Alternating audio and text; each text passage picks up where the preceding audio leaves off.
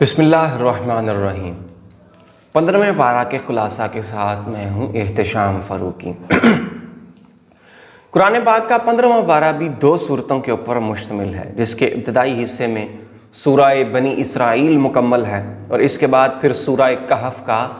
زیادہ تر حصہ اسی پارے کے اندر ہے اور اس کا کچھ حصہ پھر آگے 16ویں پارے کے اندر ہے۔ سورہ بنی اسرائیل کے اندر اللہ رب العزت نے جن مضامین کو بیان کیا ہے اس میں سے جو پہلا مضمون ہے وہ ہے واقعہ معراج مصطفیٰ صلی اللہ علیہ وسلم، جس کو اس کی پہلی آیت مبارکہ کے اندر بیان کیا جاتا ہے۔ سبحان الذی اسری بعبدہ لیلا من المسجد الحرام الی المسجد الاقصی الذی بارکنا حولہ لنریہ من آیاتنا انہ هو السمیع البصیر۔ پاک ہے وہ ذات جس نے اپنے بندہ خاص کو رات کے کچھ حصے میں مسجد حرام سے مسجد اقصی تک سیر کرائی، جس کے ارد گرد ہم نے برکتیں رکھی ہیں تاکہ ہم اسے اپنی عظیم نشانیاں دکھائیں، بے شک وہی سننے والا اور دیکھنے والا ہے۔ اس کا مطلب یہ ہے کہ اللہ رب العزت ہر طرح کی پاکی کا حامل ہے اور ہر طرح سے پاک ہے، ہر طرح کے عیب سے پاک ہے۔ حضرت طلحہ بن عبید اللہ رضی اللہ تعالیٰ عنہ فرماتے ہیں، میں نے نبی کریم صلی اللہ علیہ وسلم سے عرض کی کہ یا رسول اللہ صلی اللہ علیہ وسلم سبحان اللہ کی تفسیر کے بارے میں ارشاد فرمائیے، تو آپ علیہ الصلوۃ والسلام نے فرمایا کہ ہر بری چیز سے اللہ کی پاکی بیان کرنا، یہ اللہ کی پاکی بیان کرنا، یہ سبحان اللہ کی تفسیر ہے۔ یعنی سبحان اللہ کے پھر اس کے علاوہ سبحان اللہ کے دیگر بھی بہت سے فضائل آئے ہیں۔ حضرت ابو ہریرہ رضی اللہ تعالیٰ عنہ سے مروی ہے کہ رسول اللہ صلی اللہ علیہ وسلم نے ارشاد فرمایا، جس نے ایک دن میں 100 مرتبہ سبحان اللہ و بحمدہ پڑھا تو اس کے گناہ مٹا دیے جائیں گے، اگرچہ وہ سمندر کی جھاگ کے برابر ہی کیوں نہ ہو۔ پھر حضرت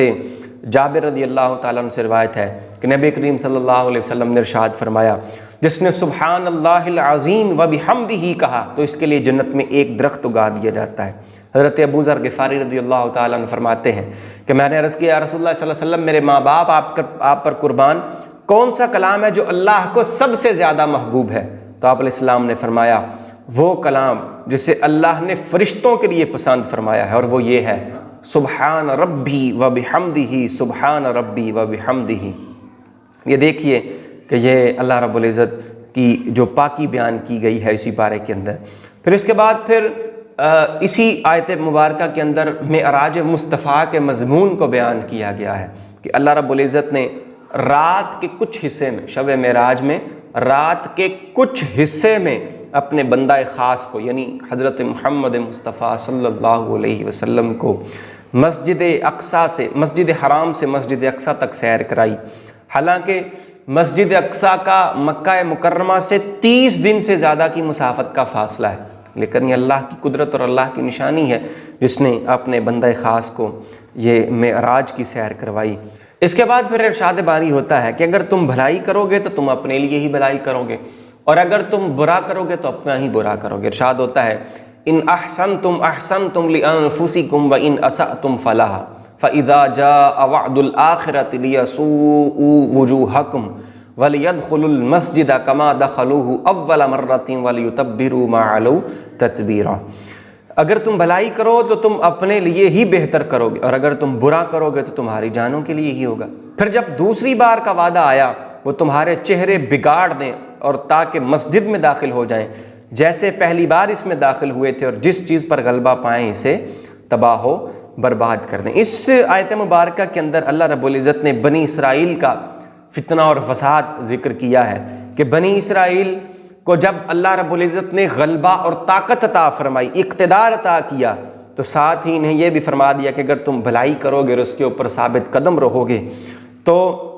اسی بھلائی کے راستے کے اوپر چلتے رہو گے تو یہ تمہارے لیے ہی بہتر ہے، اور اگر تم برا کرو گے اور کچھ نقصان کرو گے تو اس میں تمہارا اپنا ہی نقصان ہوگا۔ نہ فتنہ اور فساد اور نافرمانی کی زندگی کرو گے تو اس کا انجام تمہیں بھگتنا پڑے گا۔ چنانچہ وہی ہوتا ہے کہ اللہ کے فرمان کے مطابق جب دوسری بار بنی اسرائیل کے فساد کا وقت آیا تو انہوں نے دوبارہ وہی پرانی حرکتیں کرنا شروع کر دیں۔ انہوں نے پھر فتنہ اور فساد برپا کر دیا، حتیٰ کہ عیسیٰ علیہ السلام کو انہوں نے قتل کر دیا، اور اللہ رب العزت نے ان کو بچا لیا۔ اپنی طرف سے تو انہوں نے قتل کر دیا تھا، اللہ رب العزت نے بچا لیا اور اپنی طرف اٹھا لیا۔ اور حضرت زکریا علیہ السلام اور حضرت یحییٰ علیہ السلام کو بھی انہی بنی اسرائیلیوں نے شہید کیا، اور اللہ نے ان پر اہل فارس اور روم کو مسلط کر دیا۔ اب یہ دیکھیے یہ اللہ کا اصول ہے کہ جب اللہ رب العزت آپ کو نوازتا ہے اور آپ اس کا ناجائز فائدہ اٹھاتے ہیں اور غلط کاموں کے اندر پڑے رہتے ہیں، اپنی آنکھیں نہیں کھولتے، غفلت کا شکار رہتے ہیں،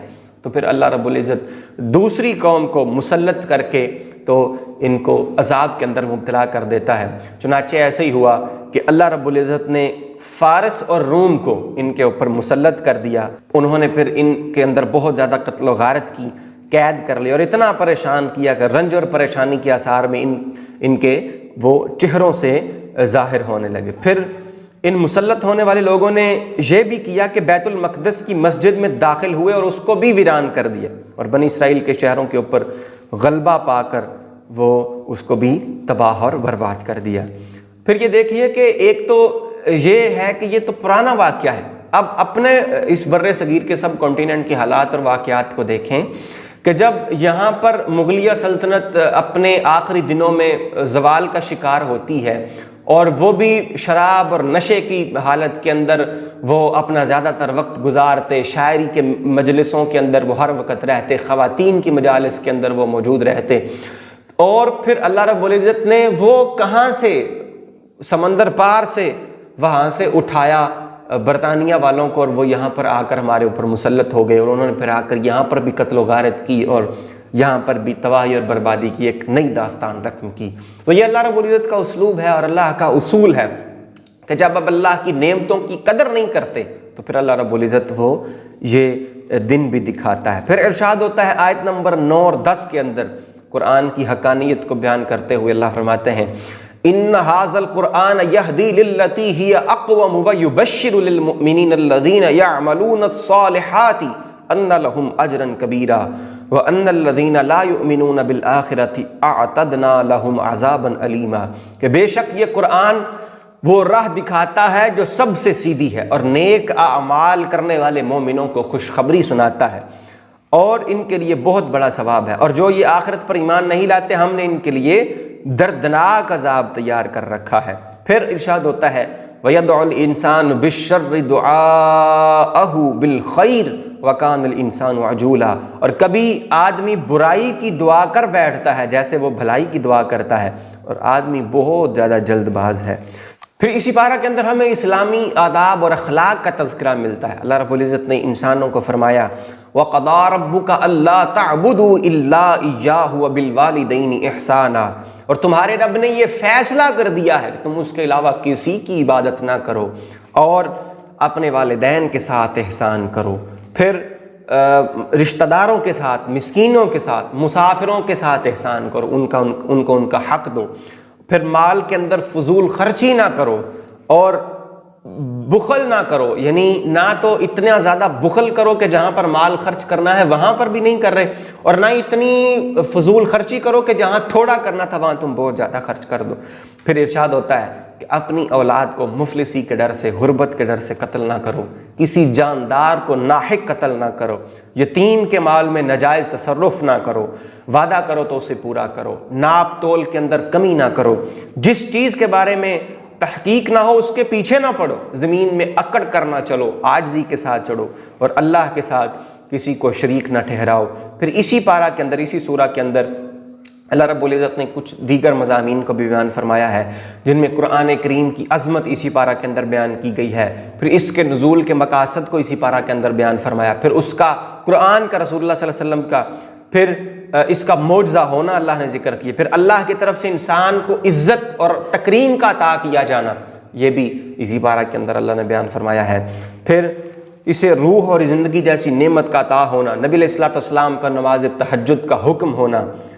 حضرت موسیٰ اور فرعون کا قصہ بھی اسی پارے کے اندر ہے، قرآن کریم کو تھوڑا تھوڑا کر کے نازل ہونے کی حکمت اسی پارے کے اندر بیان کی گئی ہے، اللہ کا شریک اور اولاد سے پاک ہونا اور اسماء حسنہ سے متصف ہونا بھی اسی پارے کے اندر بیان فرمایا۔ پھر اس کے بعد اسی پارہ کے اندر سورہ کہف کی ابتدا ہو رہی ہے۔ سورہ کہف کے اندر 2 قصوں اور 2 مثالوں کا تذکرہ ہے۔ جو 2 قصے ہیں ان میں سے پہلا قصہ تو اصحاب کہف کا ہے۔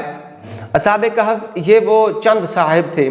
کہ جو نوجوان تھے اور اہل ایمان تھے جنہیں دقیانوس نامی بادشاہ وہ بت پرستی پر مجبور کرتا تھا، اور وہ ہر ایسے شخص کو قتل کر دیتا تھا جو اس کی شرکیہ دعوت کو قبول نہیں کرتا تھا، ان نوجوانوں کو ایک طرف مال و دولت کے انبار، اونچے عہدے پر تقرر اور معیار زندگی کی بلندی جیسی ترغیبات دی گئیں کہ ہم آپ کو اس طرح کی نوازشات آپ کے اوپر کر دیں گے، اور دوسری طرف پھر ان کو دھمکایا بھی جاتا ہے، ان کو ڈرایا جاتا ہے کہ اگر تم نے ہماری اس دعوت کو قبول نہیں کیا تو ہم تمہیں قتل کر دیں گے، دھمکیاں دی جاتی ہیں۔ ان نوجوانوں نے ایمان کی حفاظت کو ہر چیز پر مقدم جانا اور اپنے آپ کو بچانے کی خاطر وہ نکل کھڑے ہوئے، حتیٰ کہ چلتے چلتے بہت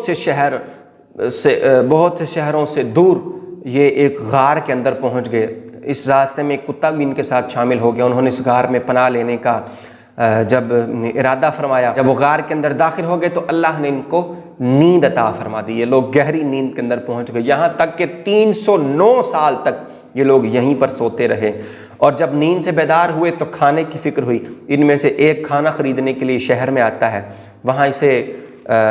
اسے پہچان لیا جاتا ہے۔ 3 صدیاں گزر چکی تھیں، حالات یکسر تبدیل ہو چکے تھے، اہل شرک کی حکومت ختم ہو چکی تھی، اب جو ہے وہ موحد جو تھے وہ برسر اقتدار آ چکے تھے، ایمان کی خاطر گھر بار چھوڑنے والے یہ نوجوان اب قومی ہیروز کی شکل اختیار کر چکے تھے۔ پھر دوسرا قصہ اگلے پارے کے اندر جو آتا ہے 16ویں پارے کے اندر، وہ حضرت موسیٰ اور خضر کا تذکرہ ہے، وہ اگلے پارے کے اندر بیان کیا جائے گا۔ پھر اسی پارے کے اندر 2 مثالوں کا تذکرہ آتا ہے، 2 شخص تھے، ایک کے باغات تھے اور دوسرا غریب تھا۔ باغات والا اکڑتا تھا، ہر وقت غرور اور تکبر کا شکار رہتا، تو غریب نے کہا کہ تم اکڑو نہیں بلکہ ماشاءاللہ کہا کرو، جب اپنے ان باغات کو دیکھو تو ماشاءاللہ کہا کرو۔ وہ نہ مانا، پھر اللہ کا عذاب آتا ہے اور اس کے باغات جل جاتے ہیں اور پھر یہ شرمندہ ہوتا ہے۔ دوسری مثال وہ ہے دنیاوی زندگی کی مثال کو اس پارے کے اندر بیان کیا گیا ہے کہ دنیاوی زندگی کی مثال ایسی ہے جیسے آسمان سے پانی برستا ہے، ساری زمین سرسبز ہو جاتی ہے، کچھ عرصے کے بعد سارے کا سارا وہ سوکھ کر چورا چور ہو جاتا ہے۔ یہ تھا 15ویں پارے کا خلاصہ۔ کل ملیں گے انشاءاللہ ایک نئی ویڈیو کے ساتھ، تب تک کے لیے اجازت دیجیے، اللہ حافظ۔